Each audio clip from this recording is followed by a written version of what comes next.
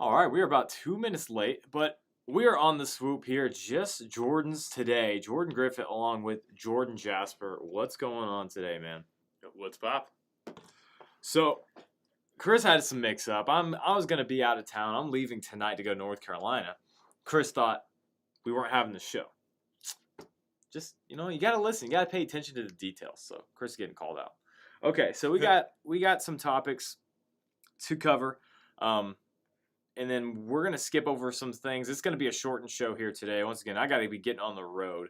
But we're going to do most of the things that we usually do. But again, just the Jordans here today. So first one I want to talk about, Jordan, is college basketball.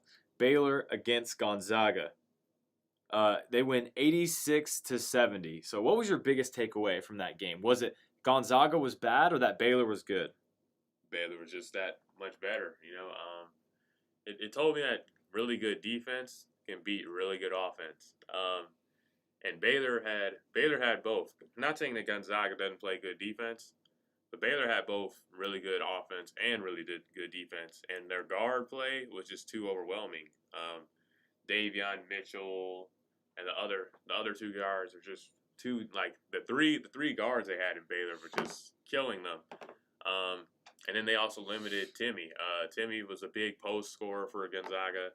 And then with Jalen Suggs having, was it two or three fouls already? Yeah, he got two within the first 3 minutes. Yeah, there wasn't really much you could do. Once you fell down 11-1, I felt like this game was over. The beginning of the first quarter. Yeah, it really did. It really did feel over because it wasn't. I feel like we're getting to this point where there's this stigma around Gonzaga that says, well, they're this big 5-star program, or they become this big 5-star program, but they can't win the national title, or they can't win the big game. And I just think that's so false because you look at that Baylor game, and man, Gonzaga was closing out. They had great rotations. The defense was great for Gonzaga, but Baylor was just hitting contested shots. They were hitting shots that I don't know if any other college basketball team on earth that night could have stopped what the Baylor Bears were doing, what the Baylor Bears were hitting. So that is kind of my takeaway. I don't look at this as a Gonzaga loss. I look at it as a Baylor win. That's a 16-point win, and they dominated from the word go. There was never really – Gonzaga had maybe one or two runs at the end of the first half, maybe beginning of the second half, but once again, it was not a good game. It just wasn't fun to watch, especially if you're a Gonzaga fan. Timmy got exposed on defense, to be honest. Davion Mitchell was stellar, and Jared Butler was amazing. And once again, they were hitting contested shots, step backs. They were dribbling the ball. It was a street ball type game for Baylor, and they were still able to go out there and dominate. And that's not something that we've seen very often. So that was pretty much my takeaway from the college basketball title game. I did tell you guys, and I was right. Both of those games were separated by 12 not 12 more points. The Baylor game was separated by 12 or more points. They won by what? 18 against Houston? Yeah, you guys were trying to tell me that wasn't going to happen. Yeah. But the UCLA Gonzaga game, that also I think contributed to maybe a lack of energy for Gonzaga playing such a instant classic Final Four game that I don't think any of us will ever forget. Maybe the greatest college basketball game ever played. Pretty special. Yeah, pretty special. That's one of the greatest I've ever seen. Yeah. And then Suggs, when he hit that shot, oh my goodness. Living room lit up, y'all. Yeah. All right, moving on to the NFL. Julian Edelman hangs them up for the New England Patriots, 11 years. And everyone's talking about this, so I figure we kind of had this same debate with Phillip Rivers and Eli Manning when they both retired. Julian Edelman, is this guy a Hall of Famer? I don't think so. Why? I feel like, the numbers are there, but I just don't think Julian Edelman was that guy, I feel like Hall of Famers are guys who, you kind of remember your criteria for Hall of Fame. Can you tell the tale of NFL without? Yeah, I'll get to that. But go ahead. I don't think Julian Edelman was just. I think he was a good receiver, and of course he contributed to some championships. But Well, yeah, he had that crazy catch against the Falcons in that Super Bowl. But other than that, it's just like I don't think Julian Edelman was, a marquee wide receiver.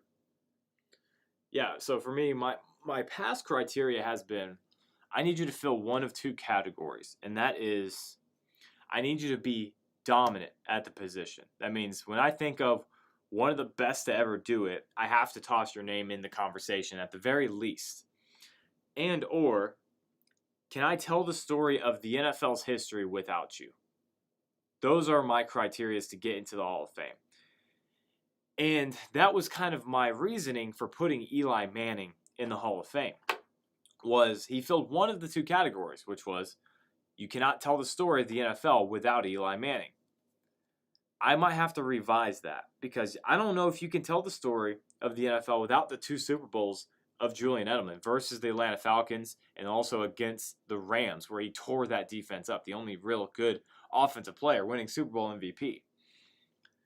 But Julian Edelman's not a Hall of Famer. He was never a top 5 or maybe even, I don't even think he was ever a top 10 receiver in the NFL. He was just never considered that guy. He also benefits from playing with the greatest quarterback of all time. So with that criteria being laid out, I think I then have to take away the first criteria, which is, can I tell the story of the NFL without you? I'm taking that out. And now, in my mind, and this factors in with some postseason success as well, were you dominant at the position? And wide receiver, Julian Edelman, was not dominant. He was not better than even Wes Welker, in my opinion. I thought Wes Welker was a better receiver. And then you look at guys like Calvin Johnson. He's not, it's not even comparable. It's not even comparable. Yeah, you could say, okay, well, he put up empty stats because he didn't win anything. Calvin Johnson didn't win anything. Right, but we're all going to look back at 20 years and we're going to talk about Calvin Johnson. We're not going to talk about Julian Edelman.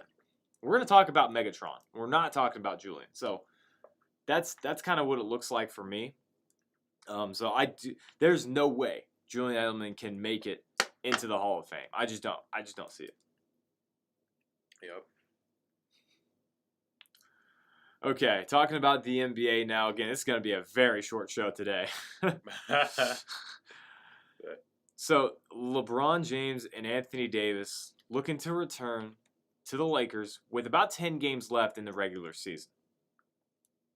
Do you have any confidence that the Lakers could make a run with LeBron and AD finally returning toward the end of the year? Like a finals run, or are you talking about like finals run? Yes. Or what's your confidence level? Well, I feel like beforehand, no, but I feel like I'm not going to count out LeBron and Anthony Davis. Like now that Jamal Murray has this injury, things are a little bit different for me. So that's one team I don't think will knock them off anymore. But you still got to watch out for Utah. So I feel like the Lakers still can make a run for the finals. But Utah, I think Phoenix. Let me stop playing though. Phoenix is not beating. Yeah, you're right. Phoenix is not beating the Lakers. But yeah, don't quote me on that because hey, you never know. But I still don't believe in Phoenix beating the Lakers. So I feel Utah is the only team that stands a chance against the Lakers. And it still would be hard for them because playoff Lakers are different than regular season Lakers. And, LeBron's going to be rested. And to be honest, I feel like Anthony Davis is probably good a while back. But, they just got to wait. So I think Anthony Davis is going to be rested. So, yeah, I think it's very possible that we can see the Lakers in the finals again. Because I don't think the Clippers are knocking them off either. It's just going to be Lakers, and it's going to be either Lakers or Utah. I think the Jazz Utah, so you have faith in Utah. Yeah, because they play team basketball. So I think it's now Donovan Mitchell's their clear guy. But the reason why Utah is so good this year is because if you watch their games, it's like the ball movement throws off defense. Like defenses can't keep up with really good ball movement. Yeah. Which we saw that with teams like the Warriors. I mean, of course they're stacked, but they're so good because they can move the ball. I mean, you can't just throw any group of 3 guys together. It's all about chemistry, and I feel like Utah really established that this year. Jordan Clarkson, Mike Conley is starting to play his role. Everyone knows their role, and that's what makes them the best team in the West right now. Yeah, I don't have any faith in the Lakers to get there because it's also under the assumption that Anthony Davis is going to be any good once he gets back. We're assuming that he's going to be the AD of old. He was not good at the beginning of this season before his injury. He was actually, quite frankly, bad for Anthony Davis standards. And to assume that he's going to come back and within 10 games he's going to be 100% healthy and he's just going to be able to run through the playoffs is insane in my mind. You take LeBron and this Lakers roster, and they're not making it out of the second round of the playoffs. LeBron is going to win you one playoff series no matter who you're playing. But he's not going to win you a second one with this current LA Lakers roster. If they played the Clippers in round 1 with LeBron James and no Anthony Davis. Andre, yes, thank you. Andre Drummond. The rebounds. Then it would be a dang near sweep for the Clippers. Like, there's just no way LeBron James can do that. It's unfair to expect that of him, to take one of the worst rosters in the NBA outside of him and Anthony Davis and then take that team to the finals. That is all on AD's shoulders right now. LeBron, he's going to come back, and I don't assume anything else than what we've seen for the past freaking 15 years from LeBron James, which is pure dominance and pure ability to push his team to the next round. But without AD, that's going to be a short-lived fantasy. It just is. This roster isn't built for the West and for just LeBron to take control of this team. That's just not what's going to happen. So I don't have any faith in it. I just don't think. Now, if AD and LeBron come back 100% healthy, that's a different story. But looking at LeBron, and I don't believe AD is going to be healthy and or good when he comes back. I just don't know if this guy is going to be a brittle player for the rest of his career or not. And I have to assume that he might be. So that's where I'm at. Also, keeping it in the West for the NBA, talking about the Denver Nuggets. Jamal Murray tears his ACL. Tough break. One of the biggest stars in the West right now, a big-time point guard for the Denver Nuggets. What do you think the Denver Nuggets' chances are with Jamal Murray tearing his ACL? Well, they're definitely slimmer now, but I will say they just traded for Aaron Gordon and JaVale McGee. Yeah. I don't know what point guard is going to take Jamal Murray's place, but I won't completely rule them out because you do have Jokic, who still plays point center and runs plays. Jamal Murray's he wasn't necessarily the big time passer of the team. Yeah, he was like a scoring point guard. Yeah, so they do lose scoring here, but we don't know. Aaron Gordon took the role of the defense rebounder. We don't know what Aaron Gordon looks like when he's going to play like he did in Orlando, which, he wasn't a superstar, but Gordon could still put up like 18, and every now and then he can give you 20. Right. So I feel like he could fill in that spot a little bit in the playoffs.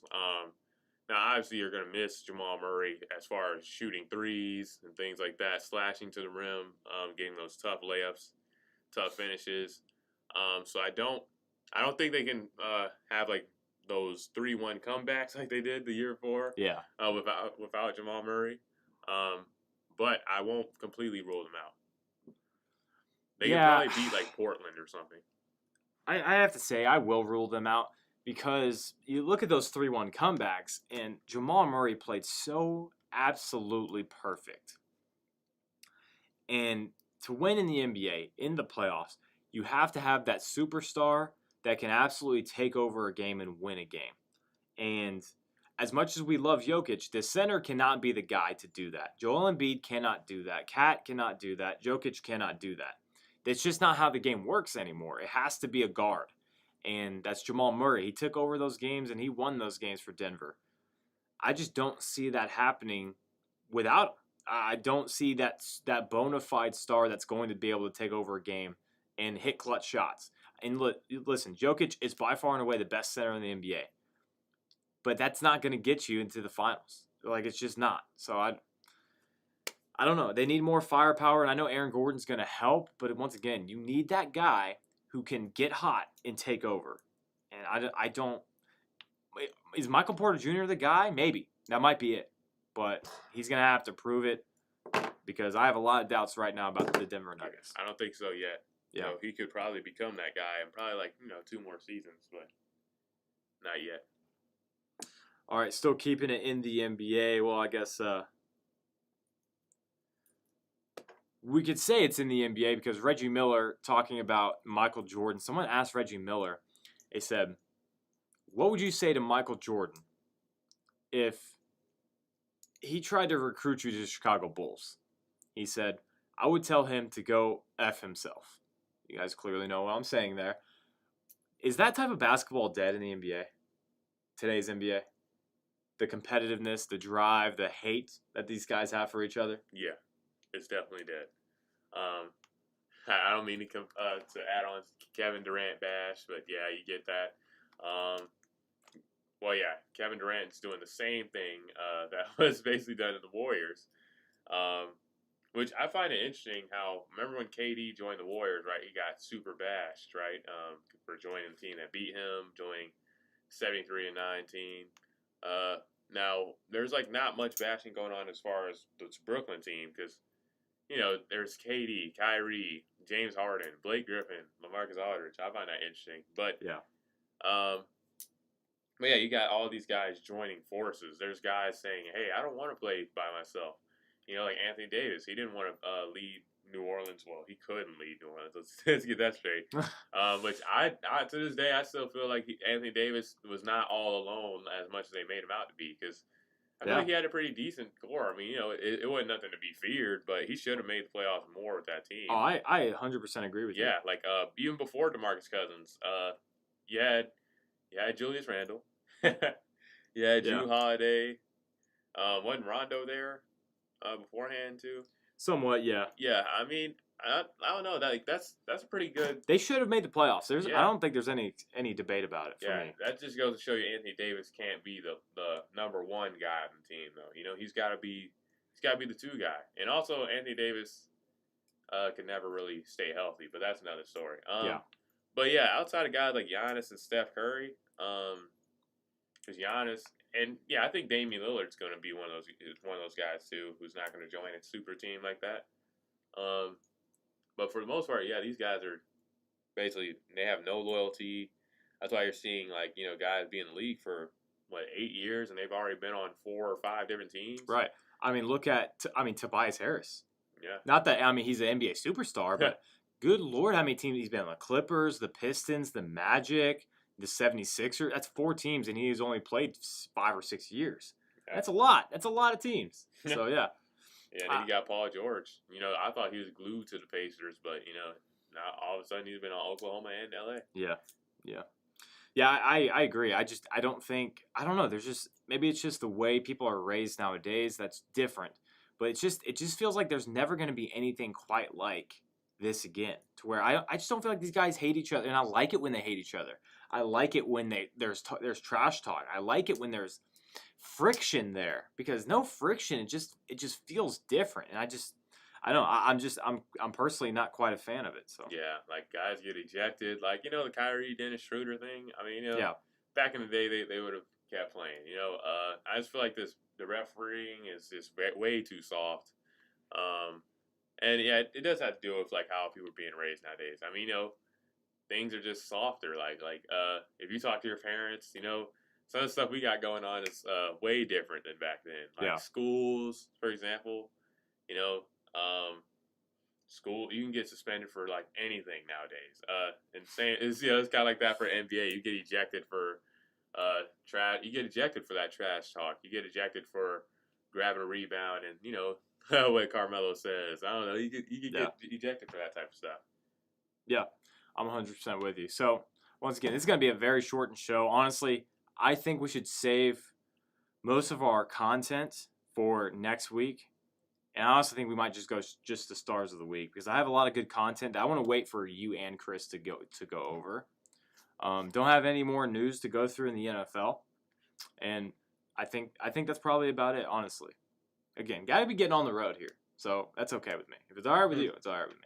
All right. For me, stars of the week, I'm doing all baseball. And I know that's not your sport, but it's okay. Shohei Ohtani.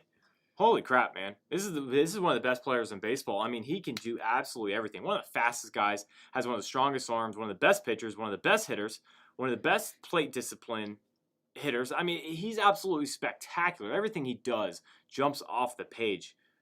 it's just something we've never seen before, and I think we need to appreciate it right now. Number 2, Corbin Burns. This is a guy that had an 8+ ERA for a year, comes back, and now right now the leading Cy Young candidate in the National League for the Milwaukee Brewers, one of the best players, one of the best pitchers in the major leagues already. And then Joe Musgrove throws the first and only no-hitter in San Diego Padres history. Gotta love it. They were the last team in the MLB to not have a no-hitter thrown in their entire career. So tip of the cap to Joe Musgrove, Corbin Burns, and Shohei Ohtani. Jordan, what do you got? Right. First up, Stephen Curry. Oh. Yep, Steph Curry. That's a shocker. Weird. Yeah. So, yeah, he recently had a 53-point game against the Denver Nuggets. And he surpassed Wilt Chamberlain as the all-time leading scorer for the Golden State Warriors. Yep. We got Miles Bridges with the huge dunk over Clint Capella. Some people are saying it's the dunk of the year. I still got the Anthony Edwards one being a dunk of the year. And last but not least, DeMar DeRozan. I know he's been looking for that game winner, and he finally got it against the Dallas Mavericks. Game-winning 2-point fading away shot. And yeah, I know he's been looking for that one for a while for the San Antonio Spurs. As you know, we call DeMar DeRozan the closer, but we haven't seen too much closing. But there we go. I didn't mean to diss my star. Hey, yeah, seriously. But yeah, shout out to DeMar DeRozan. And that is going to be it. That is our stars of the week. Once again, a shortened, condensed show, about 20-minute show. But we are going to have all the content, the regular 2 hours, next Wednesday. We also should have the board by then. That's another reason why I wanted to cut the show short. That's when the board should be getting here Friday. So everything should be up and running by next Wednesday. So for Jordan, Griffitt,